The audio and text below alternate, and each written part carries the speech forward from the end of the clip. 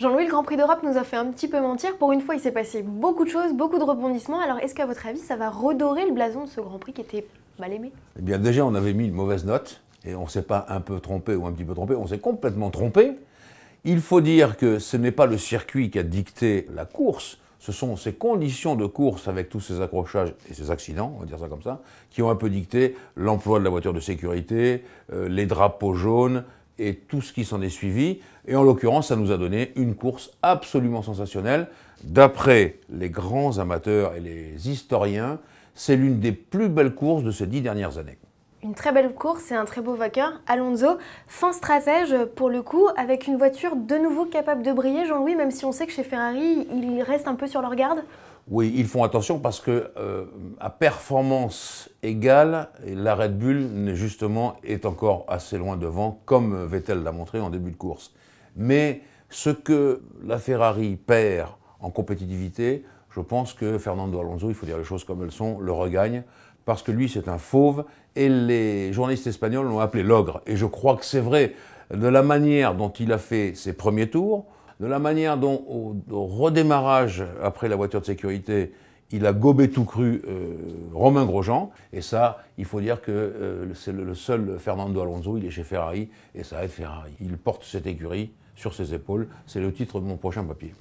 Kimi Raikkonen pour la deuxième place. Kimi Raikkonen toujours là, mais à un poil de la victoire. Oui, Kimi Raikkonen toujours là. Et vous avez vu que sur le podium, il était égal à lui-même, c'est-à-dire absolument impassible, ne bougeant pas, avec un sourire quand même, parce que ça lui a plu.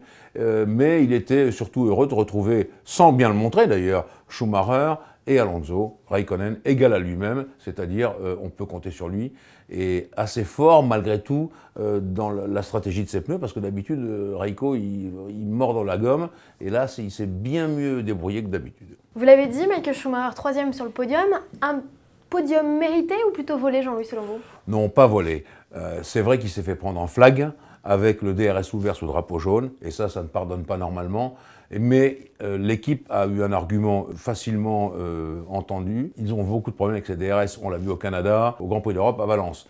Mais il a surtout montré sa télémesure, et sur sa télémesure, il était clair qu'il avait énormément ralenti, de façon significative, disent les commissaires, et en l'occurrence, c'est ce qui est nécessaire. Il faut vraiment ralentir, il l'a fait, donc on lui a gardé sa troisième place.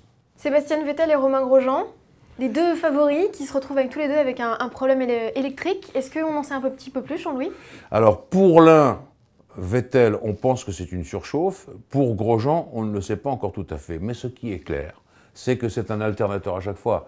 Et comme m'a dit le photographe Bernard Assé, mais enfin une pale d'alternateur, on ne voit plus ça depuis les Renault 5. Oui, c'est vrai, il y a au moins 30 ans qu'on ne parle plus d'alternateur ou de problème d'alternateur dans la course automobile. Ben oui, c'est arrivé.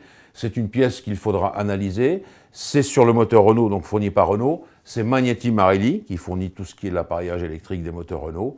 Mais enfin, en l'occurrence, on a vu le quasi-désespoir d'Adrian Newey, le patron technique de Red Bull Renault, et puis la rage de Sébastien Vettel, qui avait cette course en main, il faut bien le dire. Bon, il a jeté ses gants, comme on l'a vu dans les grillages, de rage. C'est rare chez Vettel. Il a dit après que c'était pour les donner aux spectateurs. Enfin, on a bien compris qu'il faisait de l'humour. Mais bon, il était effectivement très en colère. C'est effectivement rageant de voir une course vous échapper alors que vous êtes vraiment le plus fort. Spirale noire toujours pour Hamilton et Button. Alors eux, ça commence à devenir assez critique puisque maintenant même les Force India arrivent à leur passer devant. Oui, alors problème de réchauffement des pneus, hein, encore à nouveau pour Button, même si c'était un peu mieux. Hamilton, lui, il s'est frotté avec Maldonado, on a vu ce que ça avait donné. Alors c'est clair qu'il a bien poussé Maldonado vers l'extérieur. Et on peut se demander si Maldonado n'a pas voulu lui rendre un peu l'appareil. Certains disent qu'il a un peu glissé sur les vibreurs, moi je veux bien. En l'occurrence, ça a fait un carton. Et après analyse des datas des voitures, analyse des images, c'est clair que c'est Maldonado qui a été puni et donc la responsabilité lui incombe dans cet accident qui n'était pas bien brillant, il faut bien le dire. On parlait justement, Jean-Louis, des pénalités. Vergne écope d'une sanction assez rude. Alors Vergne, 10 places sur la grille de départ au prochain Grand Prix, c'est-à-dire Grande-Bretagne à Silverstone, et 25 000 € d'amende, c'est-à-dire que les commissaires et le pilote commissaire qui était là, Mika Salo, ont choisi le fait du règlement de compte. C'est-à-dire qu'ils n'ont pas accepté la version de Vergne disant « mais je me suis rabattu un peu tôt ». Non, ils ont dit, c'est clair dans le déroulé de ce qu'on nous a donné des délibérations, il a voulu se venger par un coup de roue, ça a provoqué cet accident. On ne peut pas faire ça dans la course automobile, et 25 000 € d'amende pour cette petite équipe et pour Vergne qui débute, c'est une très très grosse sanction. Et je crois que là, Vergne doit comprendre l'avertissement. On ne peut pas faire ça en Formule 1. C'est un peu ce qu'on a vu avec Maldonado dans la question précédente, Géraldine. On ne peut pas régler ses comptes comme dans la circulation. Jean-Louis, dernière question. Le Conseil général de la Nièvre a l'air de s'engager pour un retour du Grand Prix de France. Alors, est-ce qu'on pourra l'année prochaine compter sur cette date dans le calendrier? Je crois que vous allez trop vite, Géraldine, en besogne, mais il y a dans tout cela une logique.